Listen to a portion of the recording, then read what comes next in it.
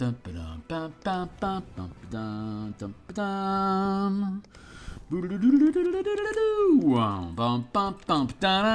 to assume that the channel's gonna go live at some point, and I won't necessarily know when that is. Let's see. Let's try that again. There. And are we live? Sounds like we're live. Mic check, 1, 2, 3. Are we live? Sounds like we're live. Mic check, 1, 2, 3. Yeah, we're sounding good there. Okay, cool. So let's drop that volume down and get things corrected here. Okay, cool. So, hey, my name is Theurgy. I create role-playing games, I illustrate them, and I publish them online as PDFs. I've been focusing attention on Dungeons & Dragons 5th edition. It's been my favorite campaign, or it's been my favorite role-playing game, D&D, pretty much since like '87. And 5th edition is my favorite edition. It's not as much of a deck building game as 3rd edition was, which I loved in my 20s. So it's awesome that Wizards of the Coast, the deck building master game company, built a deck building game out of Dungeons and Dragons. That's truly impressive. So, combat exploration, religion, live streaming. Let's see. Cut. Almost there. Stay on target. There we are. Yeah, and then I've been doing freelance stuff, like freelance art, basically since the 2000s, and just like small, like side hustle type stuff, nothing huge. But at some point, I'm like, I bet I would have a lot more fun creating, doing commission art. If I commission it myself, I should make my own book so I can be my own art director, so I can make all the artwork in the book be sculpted specifically for the text in the book, which is what I do. I write the text and then I make the art, and I make the art fuse with what the text is talking about so that it's 100% relevant. So give me a second here. Let me flip this around here like that. I'm on the X Twitter platform. I'm at Theurgy. You can catch me there. Like, subscribe, bell icon. We got more subscribers today. Thank you, folks, for being interested in the stuff that we're doing here. That is awesome, and I really appreciate you. Here's the full list of all 300 some odd episodes of what we've got going on here.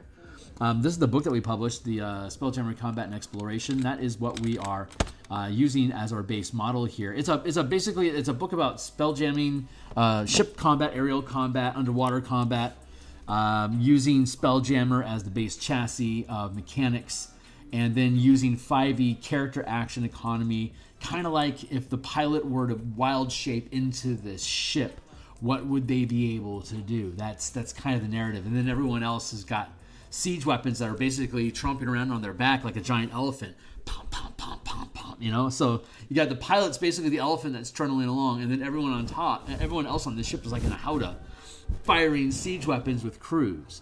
And this ship is up to one spelljamming helm can animate 500 feet worth of ship. So this is a 500 foot by 500 foot space that Vocath station, battle station. In Lyzrax's, Vocath is a mercane who helps you broker agreements to gain allies in fighting the elves from Zaraxis.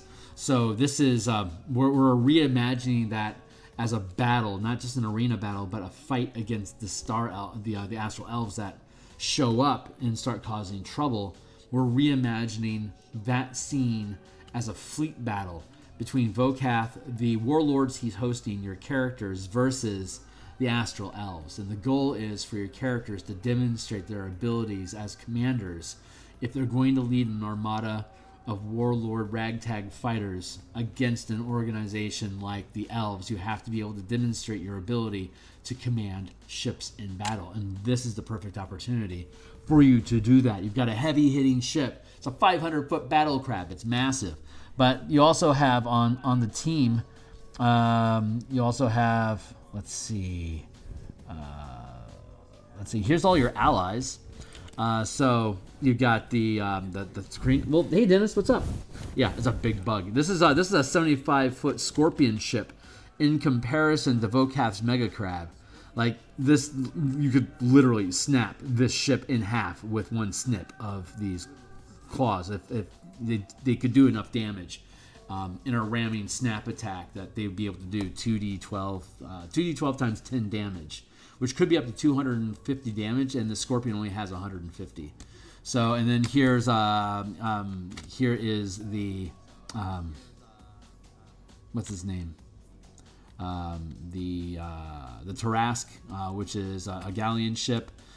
Here is the second wind, the ship your team assumedly came in on.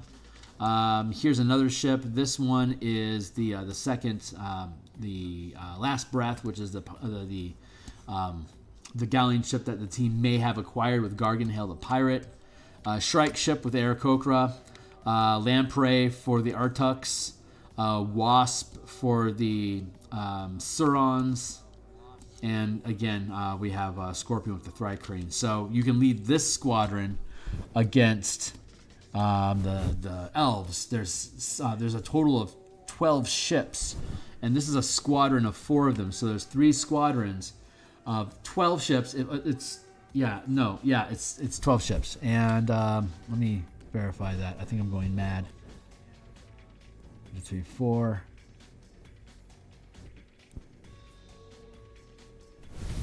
Yeah, 12 ships. So all you have to do really is knock out 6 of the ships, and then they'll be like, this is too hot for us. We're going to retreat, and they go back to where they're coming from, and then you eventually chase them down and kill them in the next chapter. But these squadrons roll up onto your ships. Your ships assemble as a fleet against theirs. Battle ensues, and it's assumed you're going to win and drive them away. The odds are in your favor. It could go wrong. It could go horribly wrong. But the point of the encounter is for when you finally defeat the elves, every ally that didn't lose a ship during the conflict will automatically be your ally. So they immediately join your team. Anyone that lost their ship, there's already a description of stuff that they want in the adventure. Like, we need these things, and if you have them or can fetch them to us, we'll join your team. All you have to do is add replacement boat to that list of stuff, and then they will acquiesce and then they'll join your team. You could do a diplomacy check to have them jump on board with you anyway. If you pass the check, you still got to get them boats. So there's that cost. There is that cost to it, which can be followed up with you owing them a task in payment for the boat. So you would start working for Vocath as a result of this, so, which isn't something that's really discussed in the adventure, because we're reframing it as you're taking responsibility for all these different teams. So if anyone gets lost, they hold you accountable for any losses, and they want you to replace with reparation. So that indebts you to new adventures, which we could put out like, if you lost the Sauron's ships, this is what the Saurons want you to do. That's a follow-up adventure. You're level 8 now. Go for it. And we can do that for each one of these factions. It'd be a long-term goal, but it'd be fun as fuck to do. So, does this use group battle tactics or individual? This uses the This uses the fleet mechanics that I have in the book. If you grab the book, you can see in the preview. It talks about how to organize and lead multiple ships in battle. There's rules for characters taking command of a siege weapon, taking command of a ship as a pilot, taking command of a siege weapon as a siege commander, taking command of multiple siege weapons at the same time, so that you can fire volleys of shots. It's the same basic mechanics, but it scales up. And then from multiple siege weapons comes multiple ships in a single squadron, or basically like however many ships you can have fit in a 500-foot square is a squadron of ships, which calibrates damage pretty much the same, except at a larger scale. It's the same mechanics as firing multiple siege weapons, but now it's multiple siege platforms with larger damage dice. And then from there you can lead fleets, and fleets are a chain of multiple 500-foot squares. So like if each one of these was a 500-foot square on a 1-mile battle map, you could have one squadron here, another one here, another one here, and have a chain of 4 squadrons that would form a fleet.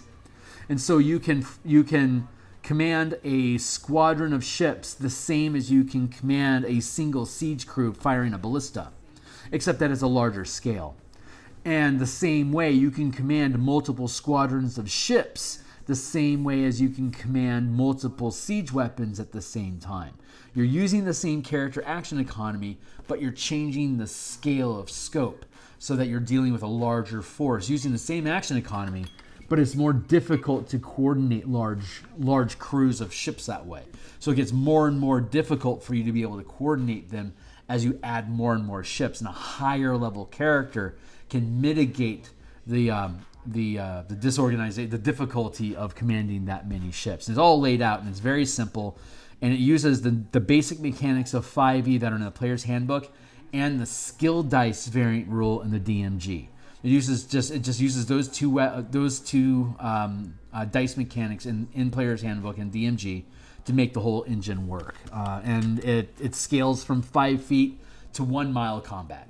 Anything that's larger than 1 mile, you can continue the iterating pattern, but generally you can't fire siege weapons more than a mile away, so combat is effectively limited to 1 mile.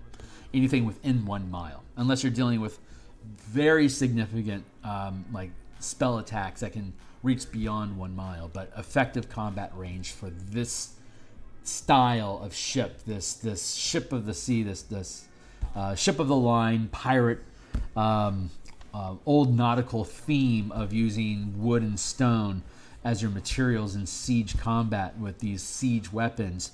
You can't do it more than a mile away. If we were to convert this to a like a Magitech or or like a high science science fiction role-playing game, then we could be dealing with like a laser has an effective range of 100 miles, for instance. And then we could have ships that are scaling in 10-mile squares or 100-mile squares, depending on the scale of the weaponry and the scale of the threats that are involved.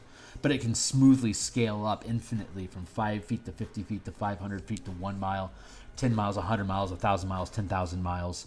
Once you get to 1,000-mile squares per round, that's 10,000 miles in 6 seconds, which scales into 100,000 miles in a minute, which scales into 1,000,000 miles every 10 minutes, which scales into 10 million miles every 2 hours, and then 100 million miles every 24 hours. And that's how you go from 5-foot squares up to 1,000 miles per round, or up to 1,000 miles squares per round as the maximum speed that a ship can move, up to the highest distance that a Spelljammer ship can move per day is 100 million miles. So you can scale all the way from per day all the way down to a 5-foot combat scale, and there's smooth progression in both movement and damage and attack. So it's amazing that it works. Quite frankly, it's a fucking miracle that it actually works, but the math is legitimately there. It took us 15 months to build this book, and by God, it is definitely the best work I have ever made. Very, very happy with how this turned out, and it's opened up so many new ideas and things I can just fuck around with, and new combat ideas. And like when we were playtesting this, we converted Descent into Avernus into a fighter ship campaign. So everyone was flying around in Lex-like dragonfly ships that could maneuver and hover like these fighter craft can in this book, and they were fighting Zariel and demons and devils in the sky on flying mounts and demonic combat platforms. And this was all taking place over Elturel that was straddling the river Styx. They had all these siege weapons set up along the chains, so they could take command of siege weapons and obliterate legions of demons that were trying to climb up the chains. So once they locked down the chains as a path to climb, they wouldn't be able to access. They couldn't access Elturel on foot anymore. So they had to start sending in aerial troops, and that bought the team. Once they were able to stabilize a perimeter of defense at the chains, then they had some breathing room to be able to go out and get new companions to bring back to help further fortify Elturel. And when they did, that's when like the flying imps and the hover platforms with cult demon casters on them would show up like little hovercrafts. And eventually Zariel showed up in her flying blade, which is basically a 500-foot scimitar. They had to fight a 200-foot purple worm at one point. They were fighting 30-foot giants. The Hell Wasps was a 100-foot structure, and all the wasps were size large, so they were easy to fit into 50-foot big flight squadrons of wasps that the team had to fight. on the in the Infernal War Machines, and we had both on the ground. They were on the ground in trucks using these mechanics. But once they defeated the Hell Wasp nest, they started having Mad Max tear off their wings and fuse them to their Infernal War Machines, which is what made them little helicopters, like little VTOLs, like from Dune. And from there, they started equipping them with weapons and using them as combat squadron ships. And that's when the Abyss started responding with like imp squadrons and stuff. So it was super fucking cool.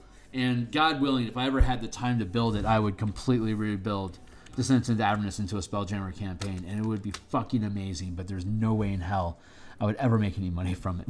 It will take me like 2 years to build it. So it was an awesome thing to do. If you go into my Discord server, you can run across some of the guys that play tested it. They'll tell you about it. It's fucking fun. God damn, so fucking fun. But obviously, I'm on a tangent here. I'm trying to figure out what all do I need to do. I think I need to add texture to the rooftop here. I don't think it's my highest priority at the moment. I'm going to tuck that away. This is the interior top, which are the legs. This is the base that we're at, and I'm already content with this outline here. I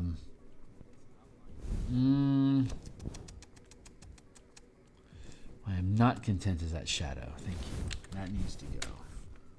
I like the shadow, though, because it keeps the outline of the legs in place. All right, we'll leave it there. So that's the cargo deck, and that's taken care of. Now we're on the underside. So here's the battle deck, which is the furthest down.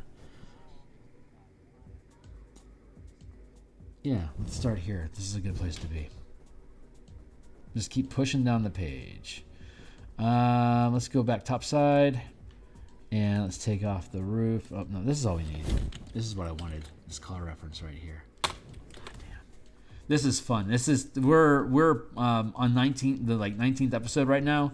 The 20th episode will hit our 40-hour mark working on this map. That's not unusual for a Phil to spend dozens of hours working on a map. Like if you go back and check the Eberron stream, I put in like maybe 80 hours into the cemetery map. Probably 120, honestly. I put in a fuck ton of hours on that map. But it's gorgeous. I love it. I love doing cartography. So there's no complaint coming from me. It's a process. Like the mass combat book that I have, In Command of Armies, Guilds, and Kingdoms. It's still in playtesting because I've found some interesting revisions that I can do with it, but it's certainly coming along. Hold on, I'm trying to find there it is, the line art. Line art should be here at the top, above the turrets. Machines. Claw hole. Line. Turrets.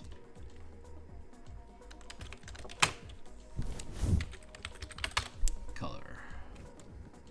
I'll take color down to the bottom. Dagnabbit. Take that to there. Take that to there. Color to the bottom. Thank you. Okay, we're on task now. Gotta have my layers stacked correctly.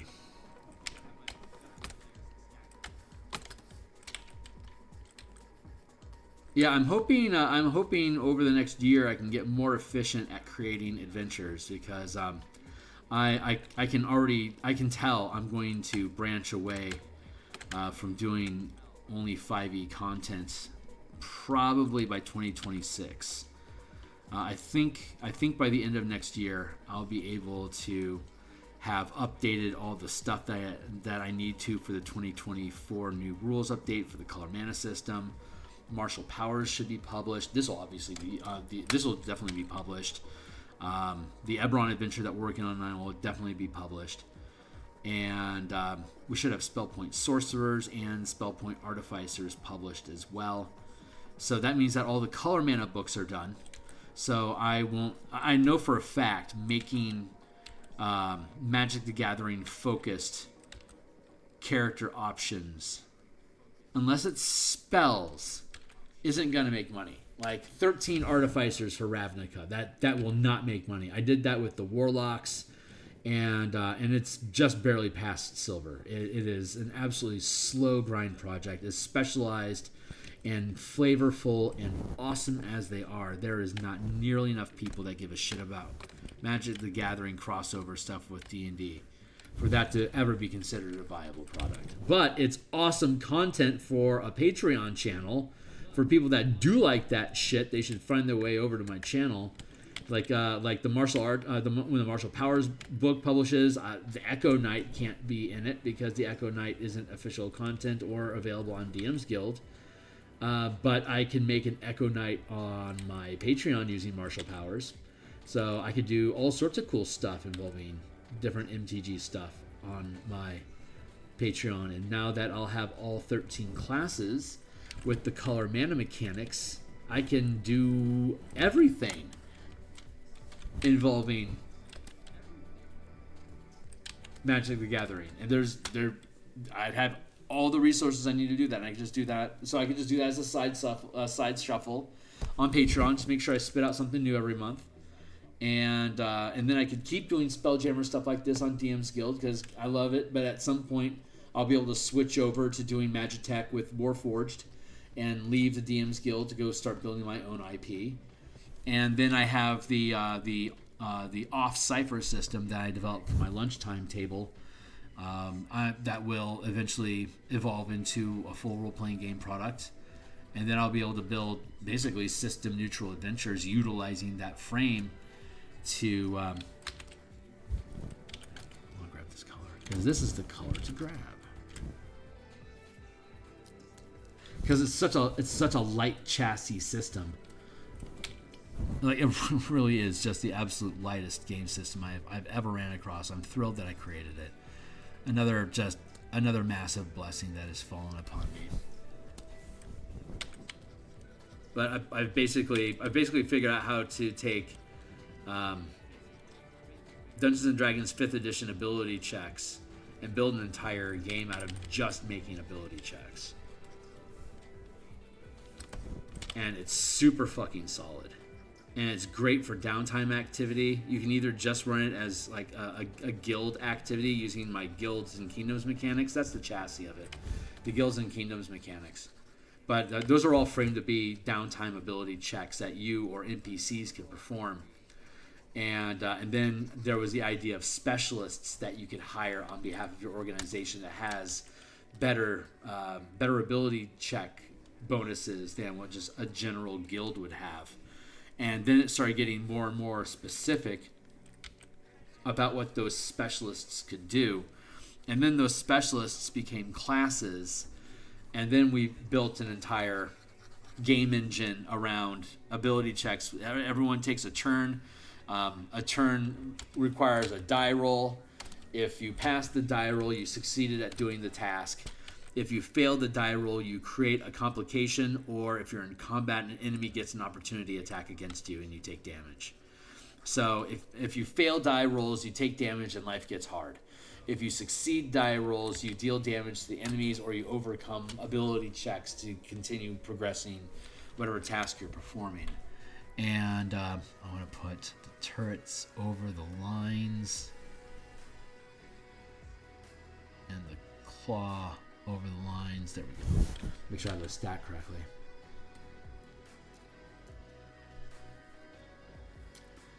Let's see.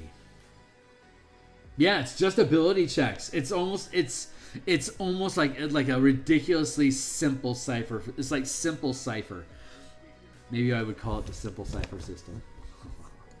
It's ridiculously simple and it's super versatile and incredibly narrative and fast. It is the fastest role-playing game I have ever encountered. I love it. I mean, obviously, I'm tooting my own horn here because I made it, but we're testing it right now. And if it goes well, we'll lock down some general rules. And then we'll take it out for playtesting. And if other people think it's cool too, we'll start building the kicker out of it. So See what ends up happening. Now I'm building a.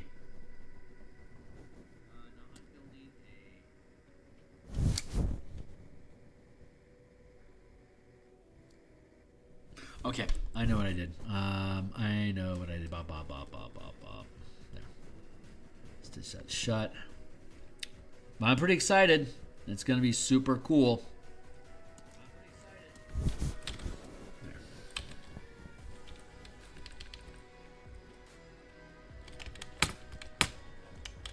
You know, I'm going to duplicate that just in case. I expect to delete this because there should just be white in the middle to indicate it's open space.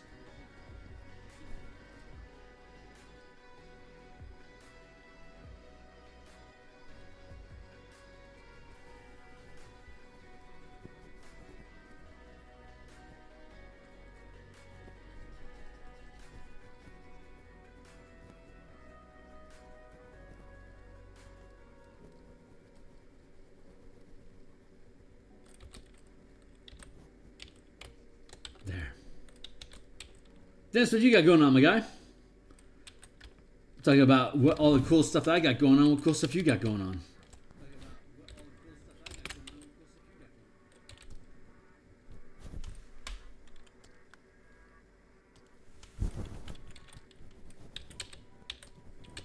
There. That's how you indicate a hole. Open space. See, open space out here too. It's white. White is open space.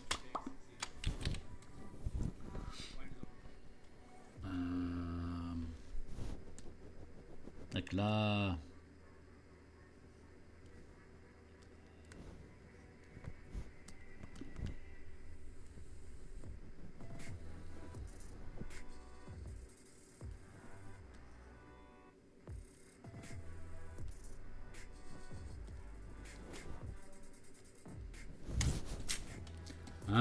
Let's see.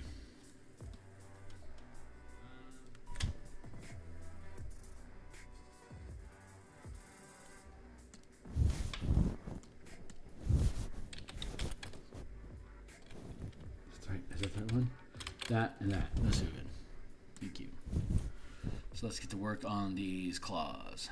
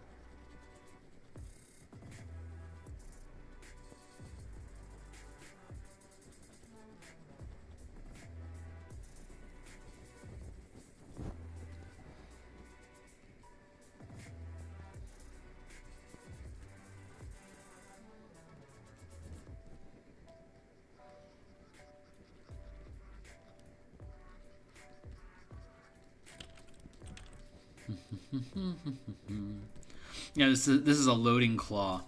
It can reach into the open space here. There's rocks down there used for loading the trebuchet. So instead of just having a shitload of open rocks laying around on the deck, these automated claws will reach down, grab a load, dump it into the basket, and then get and then the trebuchet launch them. Part of a loading team, an animated siege engine network of machines that all obey whomever is in command of the ship, which is always Vocath. He has an animated throne that crawls around like a hermit crab underneath him that he sits on.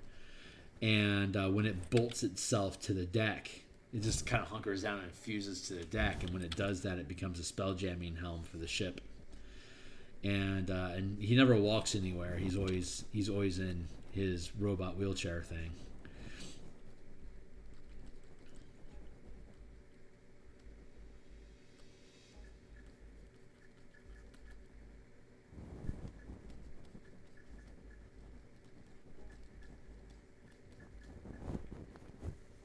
So we get to make a robot. We get to make a robot wheelchair thing. It's gonna be dope.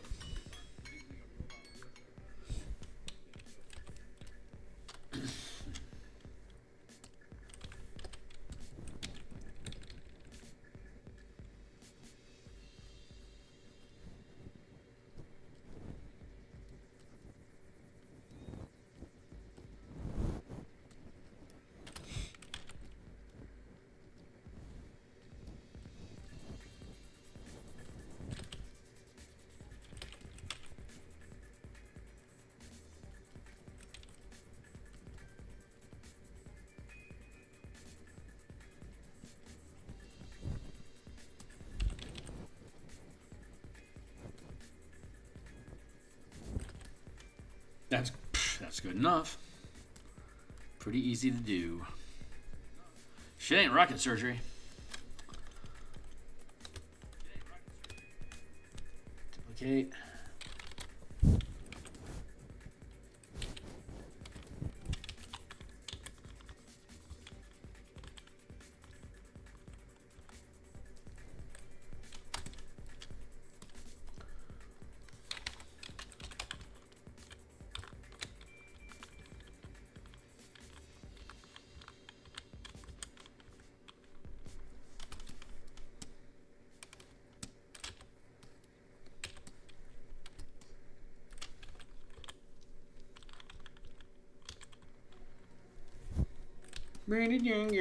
Yeah, those look nice. I like that. You can stitch those up. Where'd all our colors go?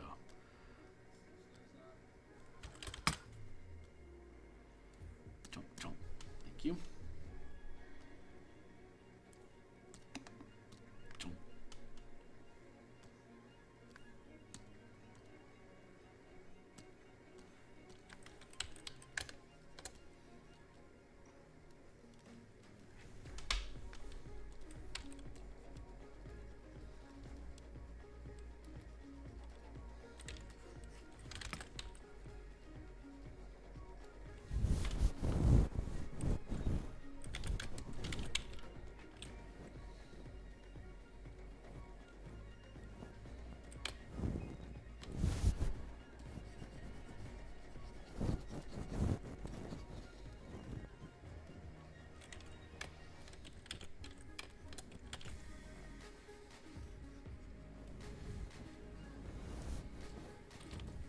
So far, so good. So what?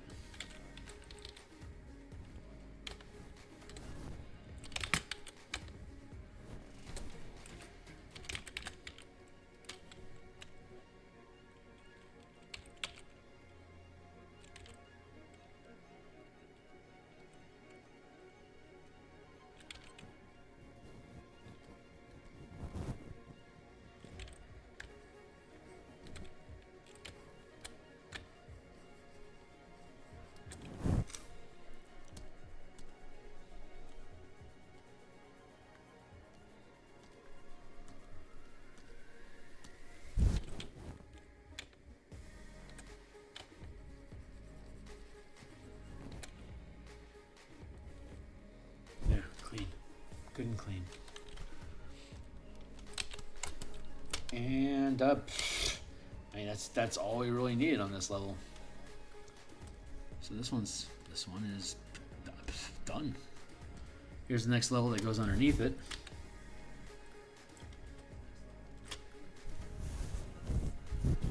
Little claws. Big claw. Take stuff. This claw can reach over and drop things down this hatch, or it can further extend, drop stuff here for this to pick up and bring over. There you go. So let's see. What's the things we gotta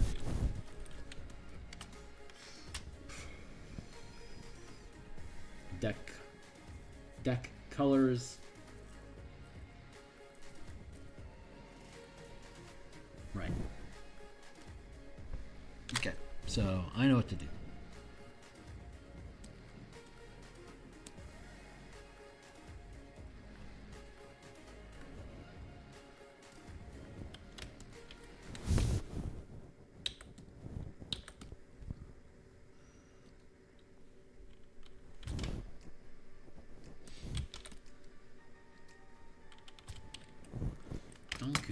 So that's all line.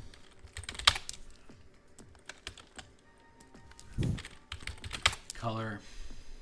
Put a line above the color. This is how you get paid the big bucks.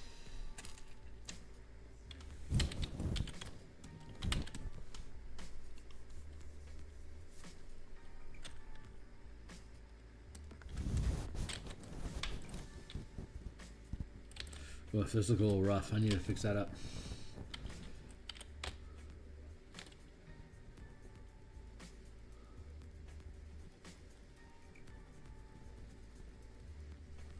Yeah, I may as well just make it easy on myself and just block it in.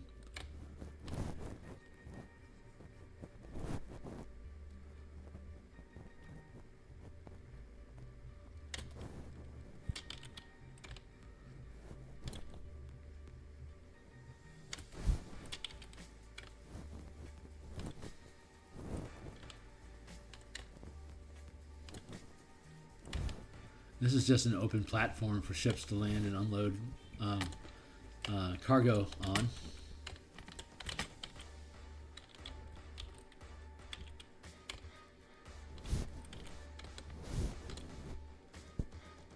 Originally, Vocath's private ship, the Devil's Deal, was supposed to be docked down here, but it became pretty apparent that's pretty far away from where he would normally be. If he needs to get, if he needs to get out, then he needs to get out now.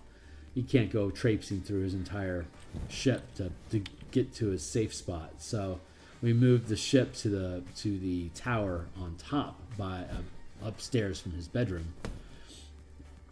So this left this entire platform down here open for additional docking and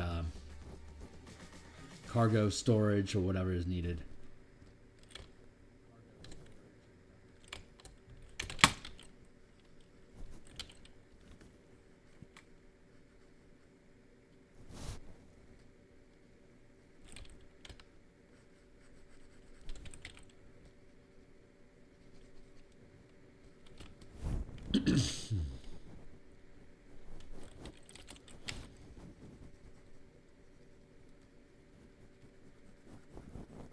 My music is absent. I feel weird.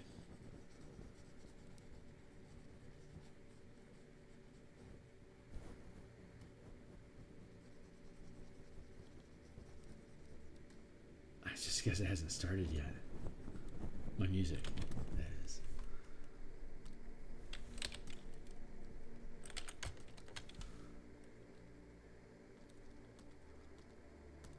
There it is.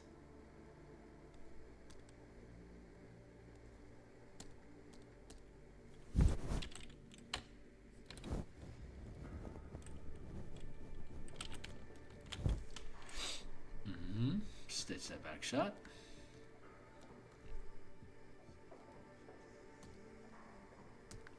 And bring that collar down here.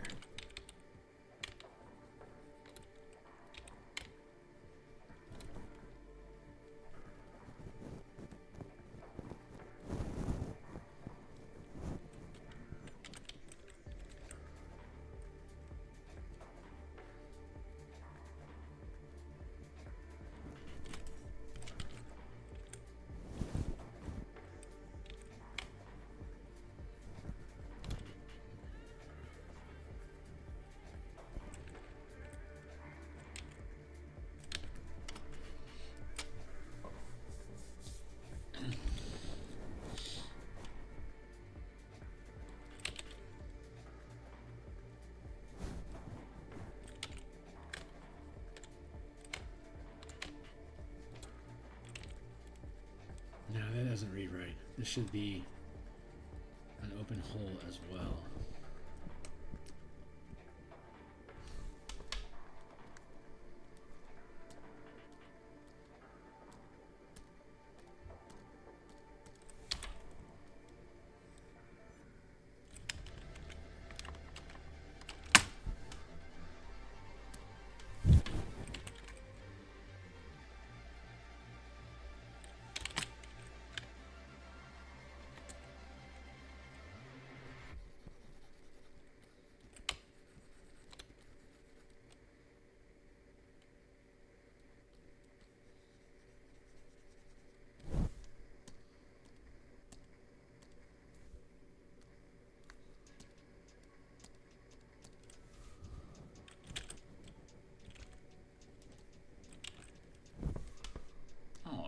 That's weird.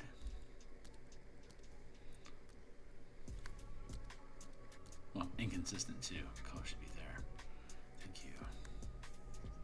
Beyond that,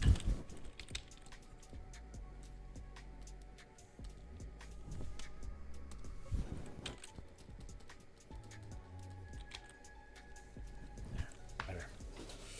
Better.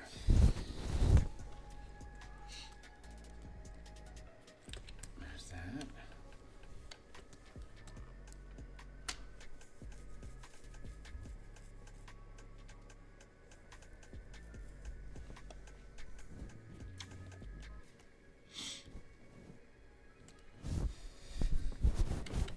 Let's do the interior, which is going to look something like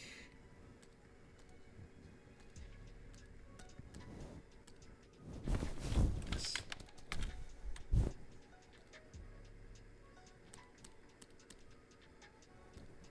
I'll stow that.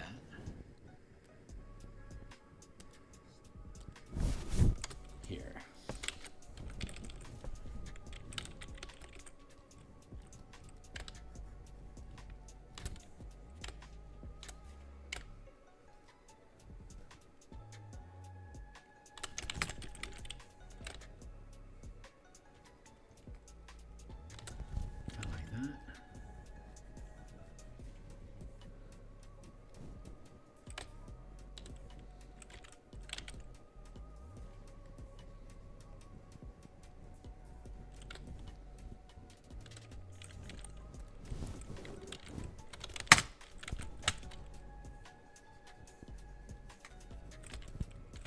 This is a furnace.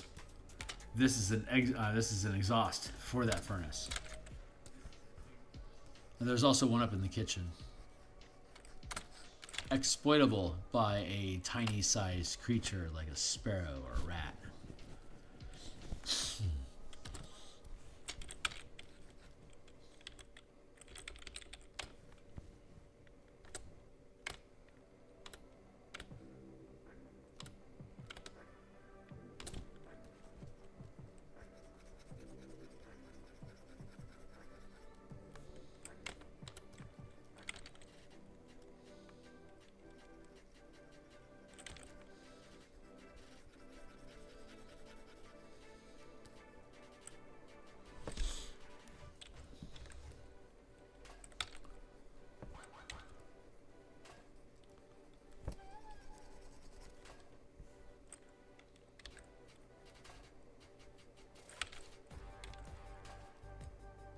This indicates a shaft going upward.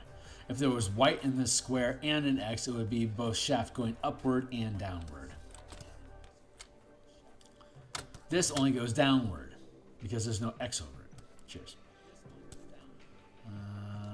Let's see.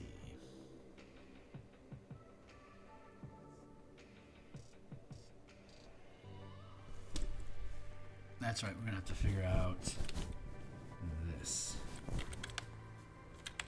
Grab that. You grab that. Whatever reason, green seems to be the thing.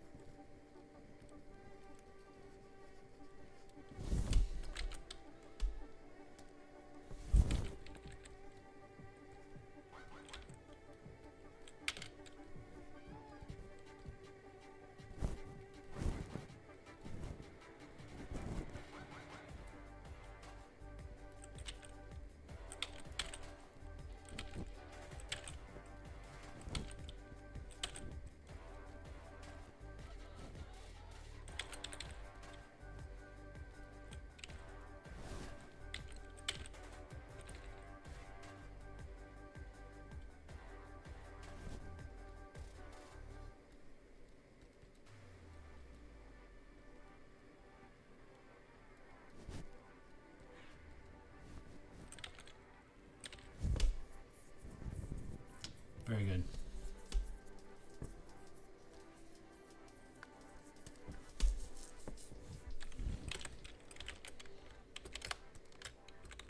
Nice. Okay, cool.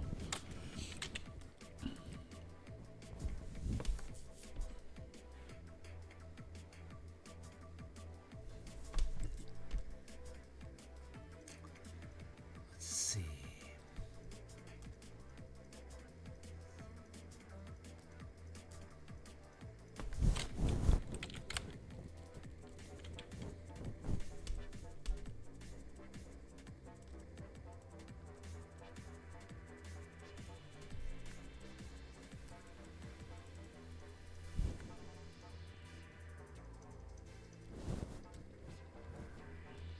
Really?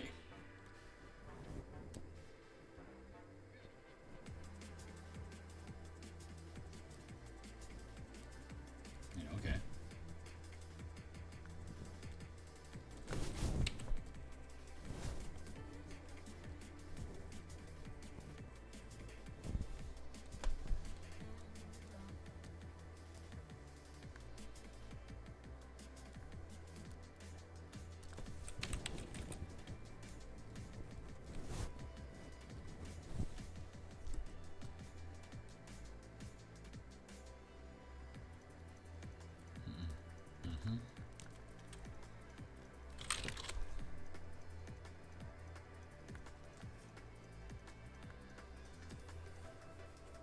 I can duplicate that layer.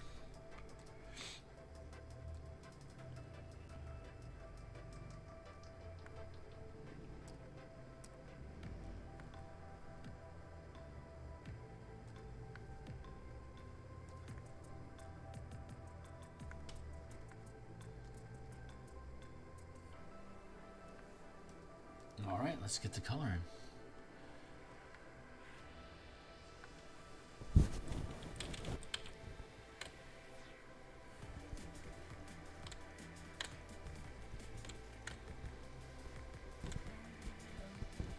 This is a really small, minor, glossy, metallic effect, but I'm going to do it for the entire external of the structure. So right now we're just doing what they call the comic book flats of this, just to make sure we get the base color filled in, and then it's easy, like you saw, just to smudge a different color across it to give that curvature feeling. Very, very simple technique, very effective.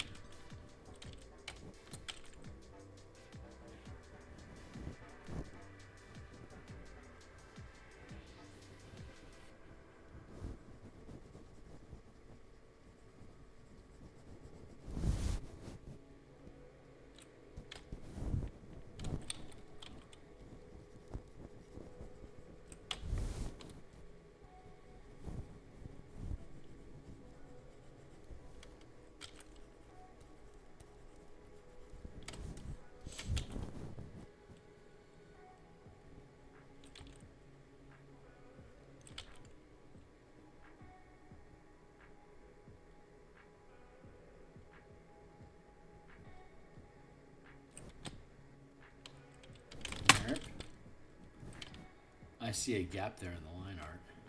I'm not going to tend with it right now. I should, but I'm not going to. So I'm hyper fixating on this and I don't want to let it go yet. But I really should. I can feel it stabbing a hole through my brain right now. So I'm going to.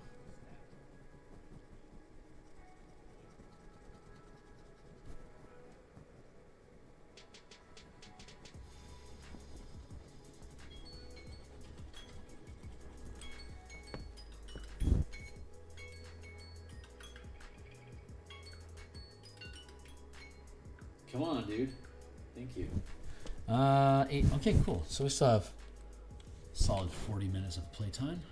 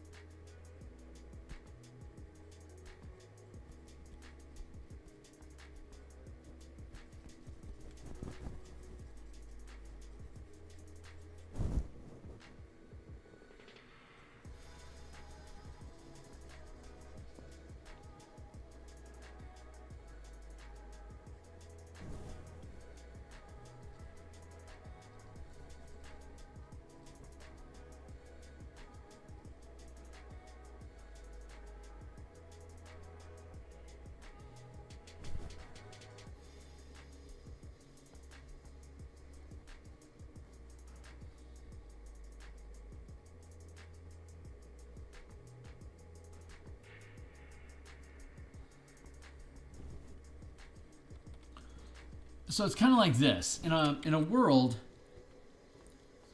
where science rules, you have to prove something works before it does. Which means that the chances of an idea working the first time is minimal. That if an idea can work, you gotta make sure you get all the physics and materials right so that it will work consistently. And it's a lot of time and effort, and for the most part this can be represented as there is like a 51 to 60% chance that whatever it is that you want to do isn't going to work. And then there's the world of magic.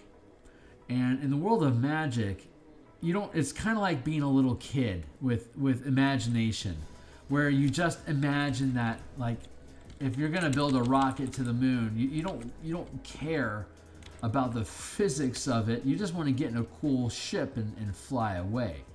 And that's what magic's kind of like. Magic will allow you to wish that ship into existence, and it'll help you fly away as long as you continue to sustain belief in it. But as long as you believe in it, you don't have to prove how it works at all. It's only when you stop believing in it do you have to start proving it, and you fall into the science side of things, where it's more than likely or not going to fail. So that's that whole natural world versus dream. And so when you're dealing with a magic system like D&D, all you need to do is have like the appearance or semblance of technology. And that, like, I made this look like a cool claw with some gears for joints and stuff, is all that you need for the magic of animating this thing to completely articulate and work naturally on its own. Like, it's absurdly easy. As long as you can put the willpower and mana into it, you can just wish stuff to happen because you just think it'd be cool that it can. And you've got enough of a battery and willpower to actually back up your thoughts about how cool something is, essentially.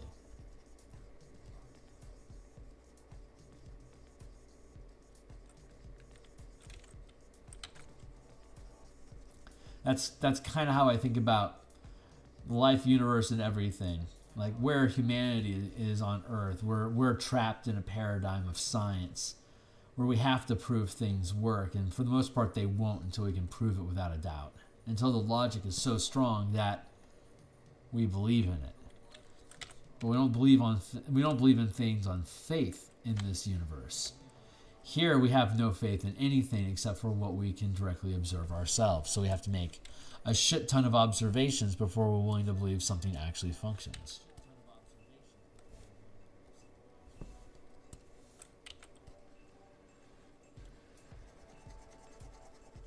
But as our species grows more powerful, it will trust itself more.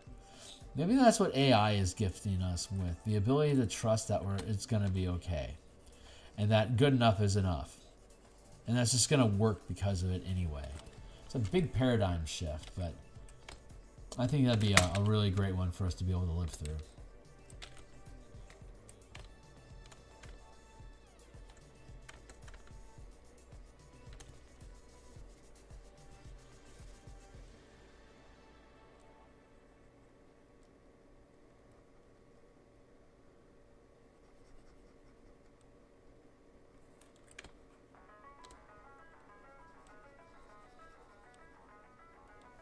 This is really a fun meditative experience, coloring in lines. I can see why coloring books are so popular.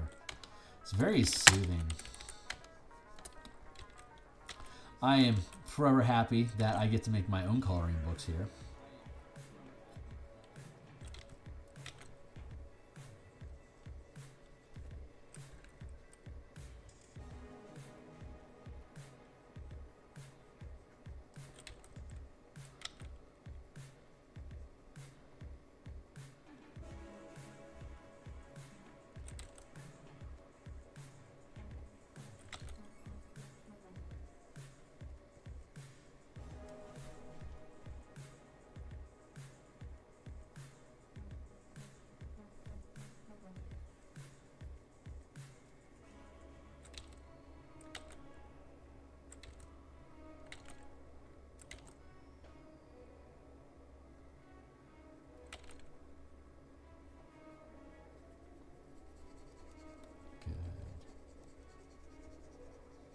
These are going to be fun to add metallic sheen to. I'm looking forward to it.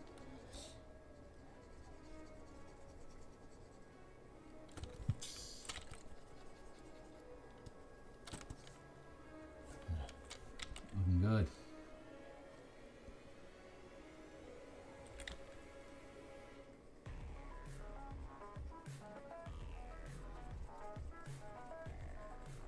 I know we can get this done.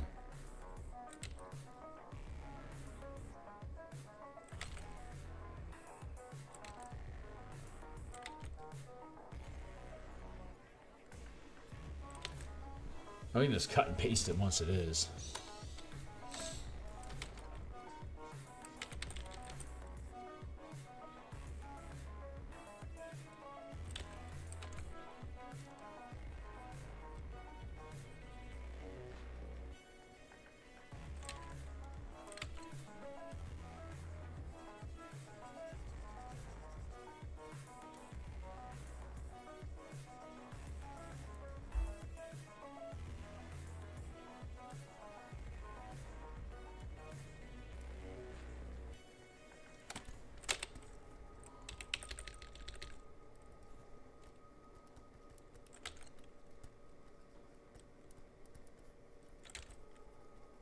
It'd be fun to make some tabletop tokens for this stuff and run some fleet battles at like some conventions and stuff, just to share it with folks. I've been thinking about that lately.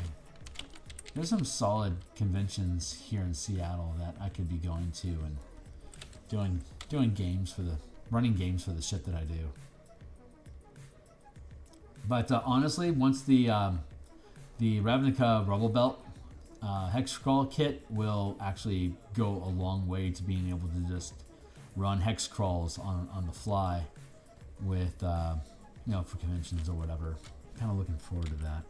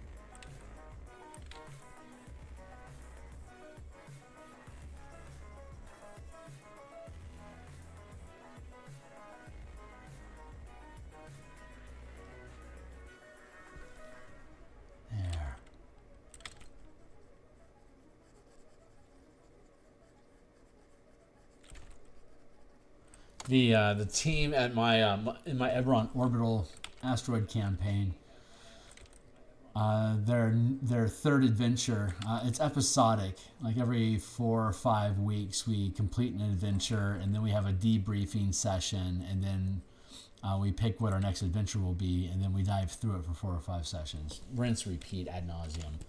So like we're approaching week, I think we're in week 16 now.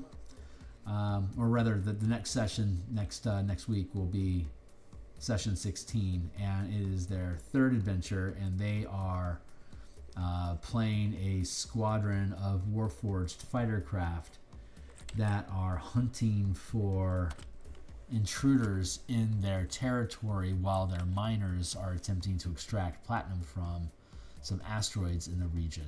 So they're trying to make sure that the miners are left unharassed while they extract the ore, and so the miners are they threatened to strike if they didn't have assurances that it was safe to mine there, because the character, the players, the guild that they run had just chased off elven a squadron of elven fighter ships from the region, and they were way out of territory. They should not have been around where the characters were at all, but there they were. So they had to deal with them, and then they did. And but for the miners to resume work, they needed assurances that it was going to be safe. And so the team had two options: to either perform a diplomacy mission targeting the miners to convince them that everything was good to go, or perform a combat military operation where they were actively patrolling themselves to assure that nothing came and fucked with the miners. So the front end, it's a change in focus. If it was diplomacy mission, their adversaries would be their own employees, the miners themselves, in labor negotiations, which can be a lot of fun. And the other one, which they chose, it's the combat path, which they're going to have to spend time patrolling and confirming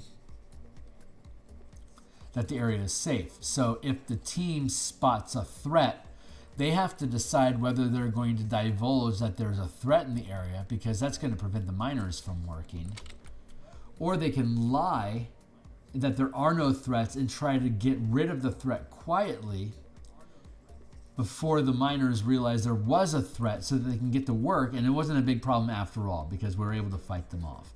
The concern is that if they fail, if they decide to deceive the miners and something goes sideways, they are going to be fucked in being able to get good production out of miners until they can do something, until they can improve their morale. And that's gonna take a lot of resources for them to do, and it may be a few adventures before they can afford it. So we'll see how they decide to play. If they're honest and say, yeah, there really is a threat here, then the mining operations will stop, and they won't get any ore from that territory until the team can officially resolve it, which means they're going to miss resources in that area for this session. Every 10 days they go through what we're calling a cycle, and so at the end of each cycle they get a number of resource points equal to whatever die rolls it is that they make based on their rank. Like how good they are at mining is the ability check that they'll make, and the difficulty of success in the task is determined by the rarity of the metal. A higher valued ore is more difficult to properly extract, and so the difficulty of the die roll increases with the value of the material. There's a default minimum that a number of resource points that they can extract from a rock, whether they succeed the check or not. So they're going to get some points no matter what, unless it's blocked, in which case that's what they're potentially facing. But assuming everything goes smoothly and they're able to get the rock extracted, they'll get a minimum number of points. I think they'll get at least 2, but they could get up to 6. So per territory, and they have 6 territories now, so they can potentially pull in tons. Like they can pull in a default of 9 points and get anywhere up to 36. Wow, that's a lot. But they don't always have the ability. Like right now, they can only mine 4 of the 6 territories that they're in. And if this mission goes sideways, it'll only be 3. So there's always they have to buy a territory and protect the territory, and then every 10 days there's a chance that they can do something. They can extract something productive from it. But if anything goes sideways in that territory, they can't extract resources from it until they secure the area again, no matter what that might mean, like what type of adventure it may be. So this is the first military combat mission they've chosen to do, and so it's a big shift in gears. They were asteroid delvers, where they would go in and make sure that the interior of an asteroid was safe for mining crews to go into and start extracting stone from. But in this case, it's the exterior area around the asteroid that's in question. So instead of them delving into the asteroid, they have to fan out and explore beyond the asteroid. to make sure that nothing comes close to harass it. It's a change in scope. And I've just about figured out, I'm starting to gel in my brain what it is that I want them to encounter when they're out there. That'll create a fun challenge. It's going to create a fun challenge for them, and some social stress for them to determine whether they're going to lie to their employees or not. So I'm looking forward to seeing how that resolves and seeing whether it blows up in their face or not, which will be hysterical if it does, of course. But it'll be awesome if it doesn't, if they pull it off. It's just an added level of tension.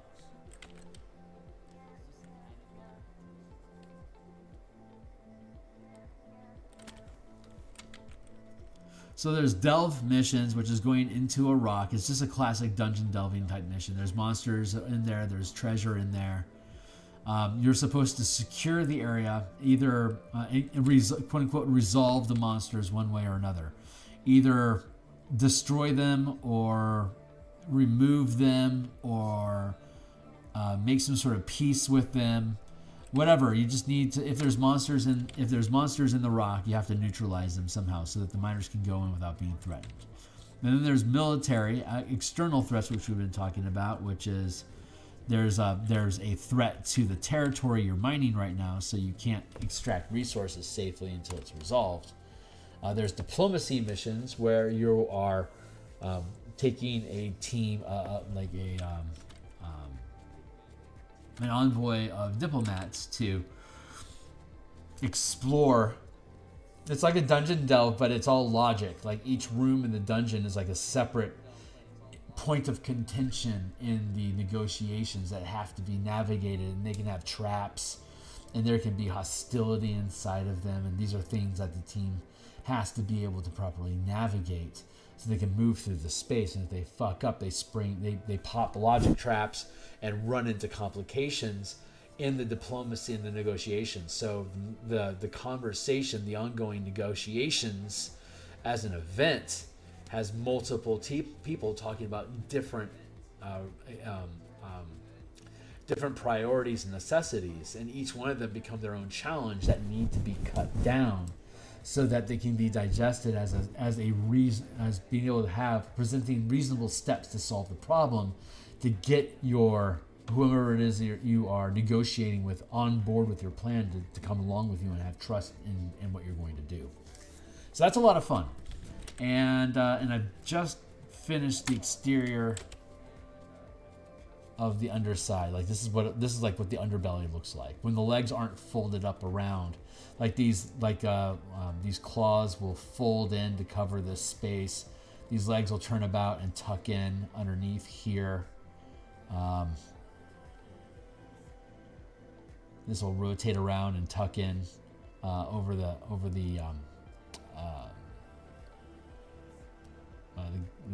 galley hole,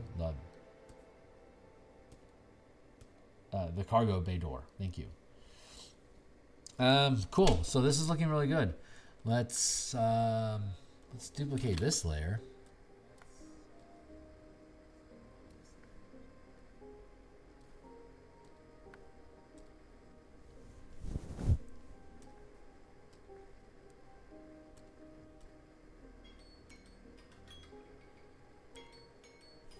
Bop, bop.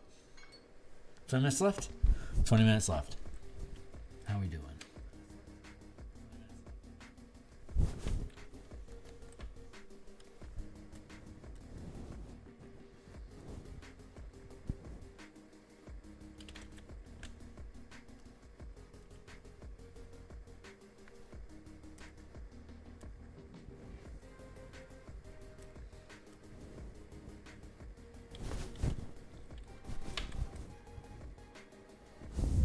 Oh, looks like I missed something. Not done here after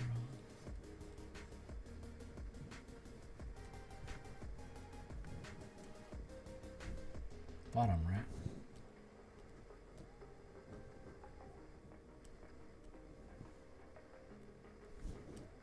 There, no.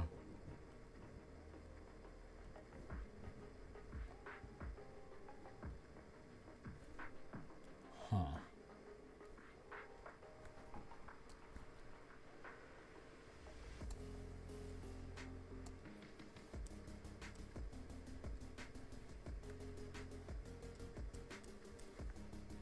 Wait, all this stuff is just line, so yeah.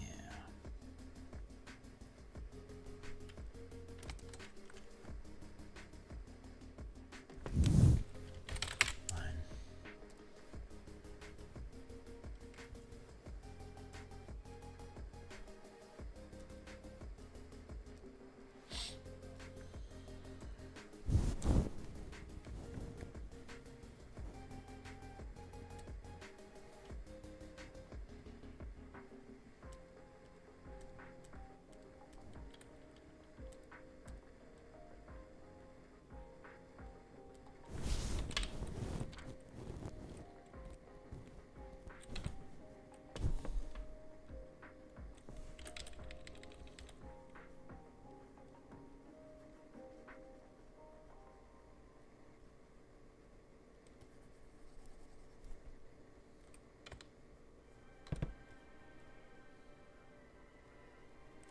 From that,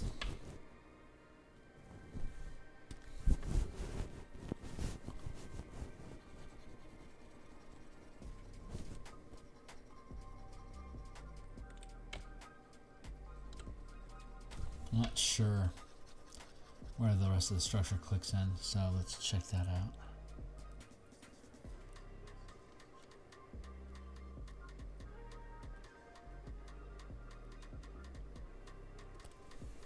Close.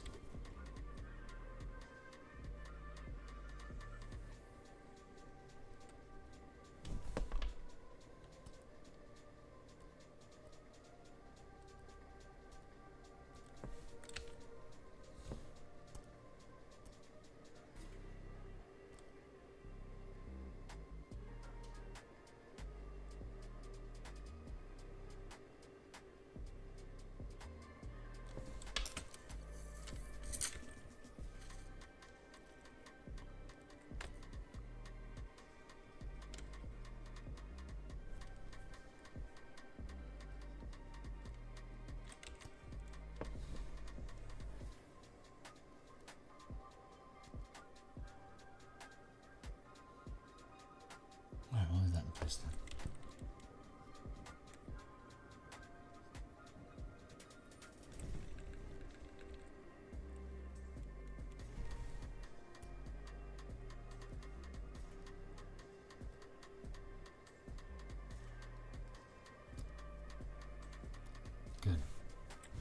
Good. Good. That's where we want to be. This is where we want to be.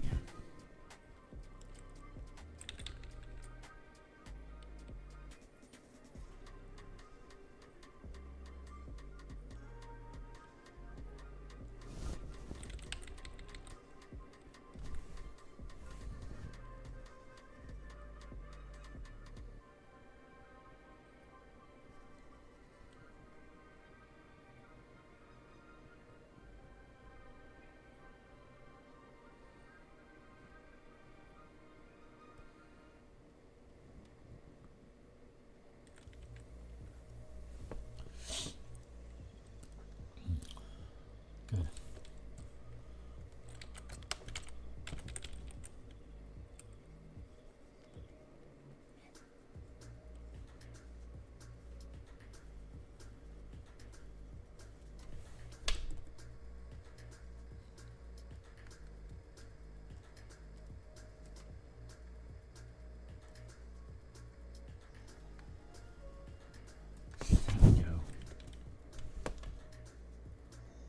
Chip chop, tree, chiru, chirom.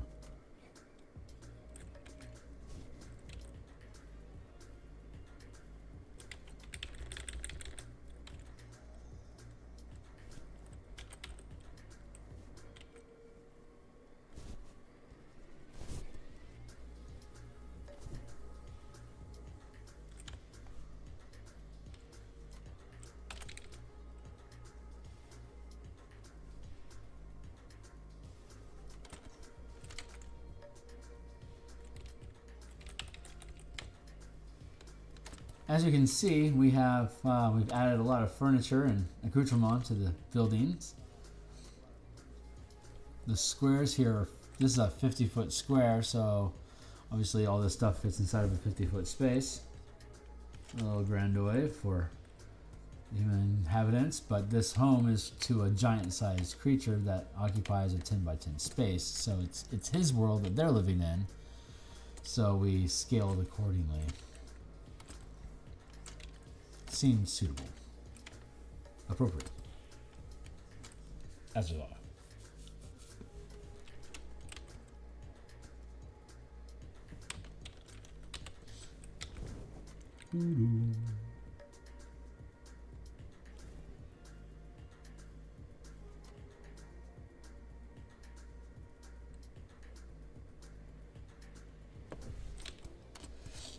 Good. Color. This is all internal space, so we want this color.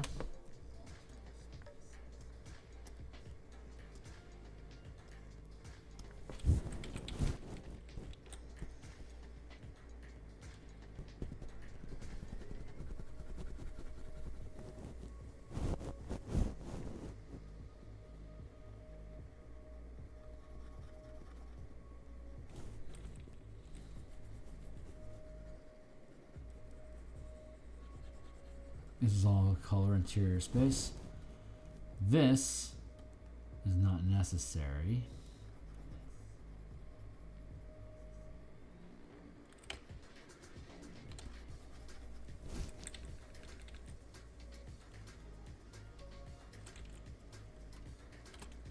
And this is another example of up, but no, it doesn't go any further down.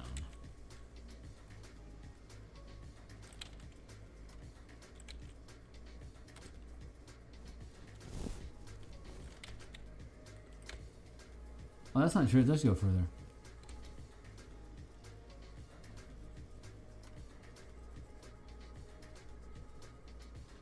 So you get to put a white X underneath it. Or a black X. White square. It has the X already.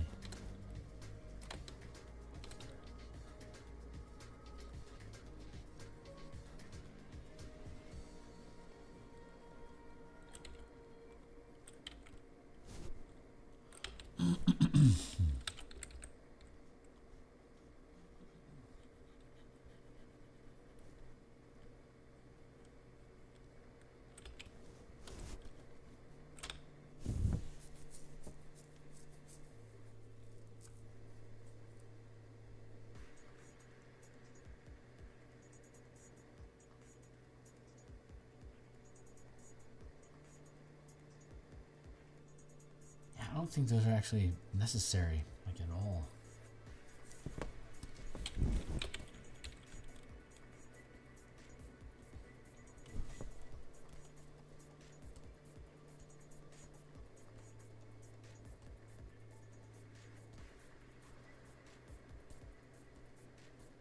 Where is this at?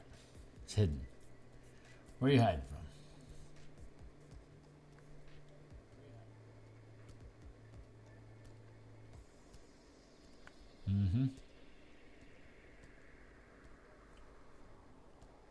Ooh, aha.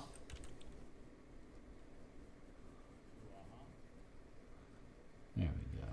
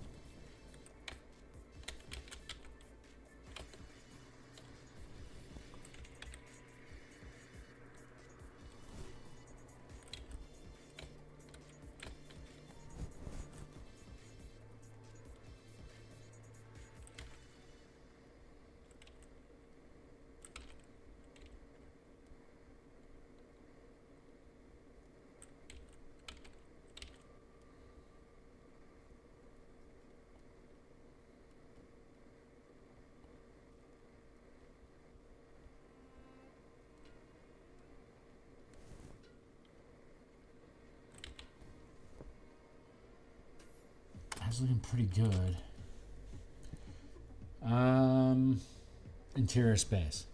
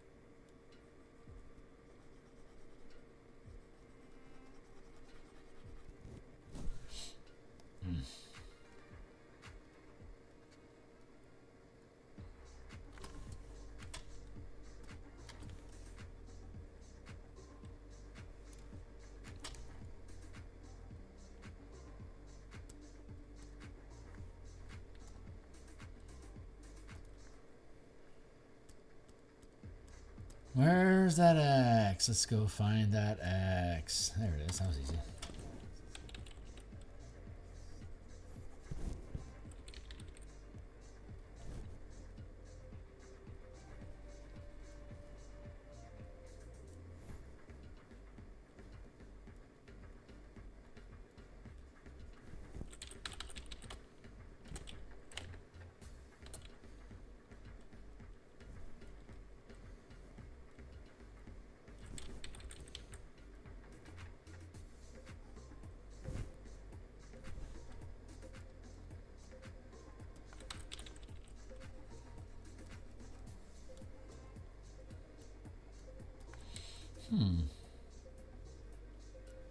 Maybe I should put a dotted line around that. That's how I tend to do edges that you can fall into. This is an edge you can fall into. That might be the proper way to do this. Will consider, but not execute currently. Okay, so now that we've gotten all of these taken care of, what we need to do next... Bump, bump. There's the bottom.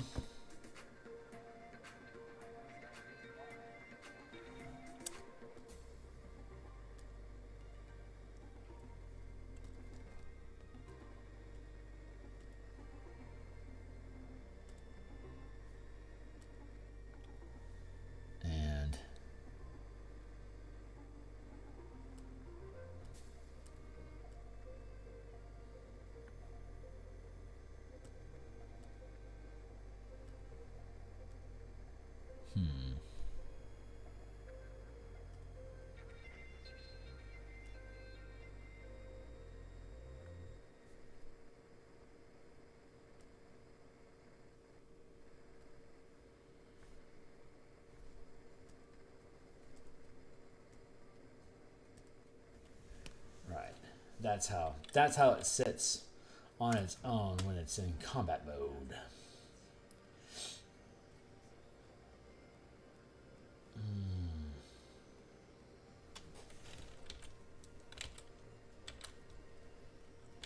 Hour and a half.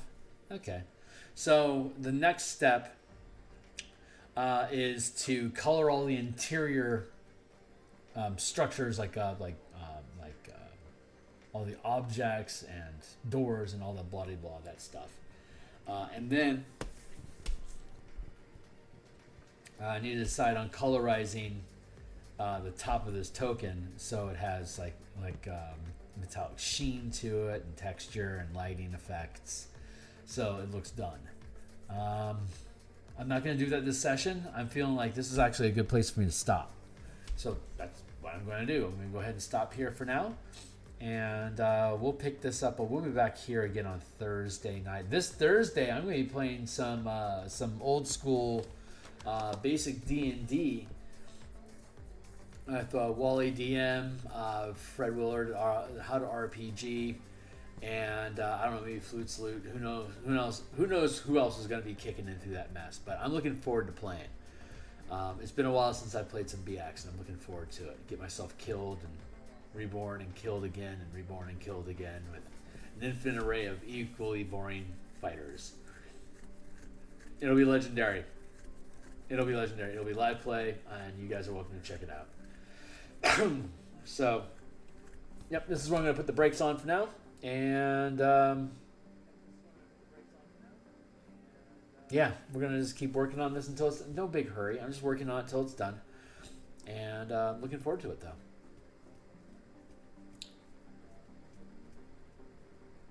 Final check-in.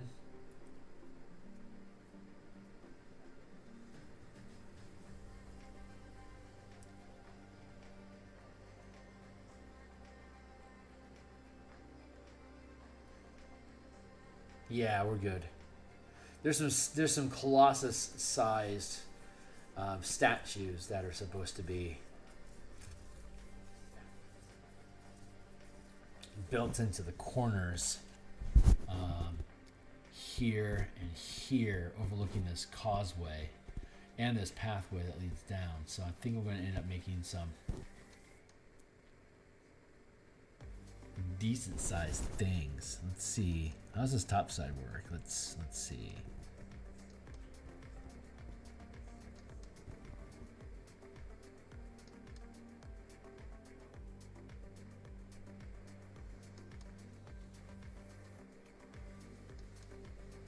So yeah, basically they're going to be here right above these doors that open. It's like they can stab you if they don't want you going through the door, or stab you on your way out of the door if they don't like you being in there. Who knows?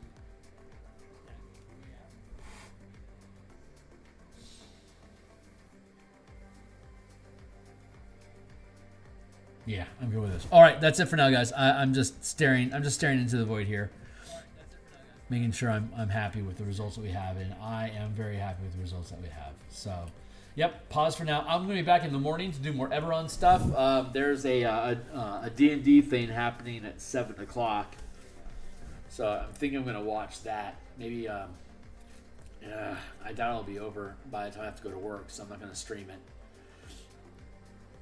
But I'll be streaming Martial Powers, the rest of the Rogues tomorrow at lunchtime. And then I'll be back Wednesday morning, and then Wednesday lunch, and then Thursday morning, and then Thursday D&D at 5, and then more Battle Crab at 8 o'clock at night. So I will see everybody when I get to. Laters.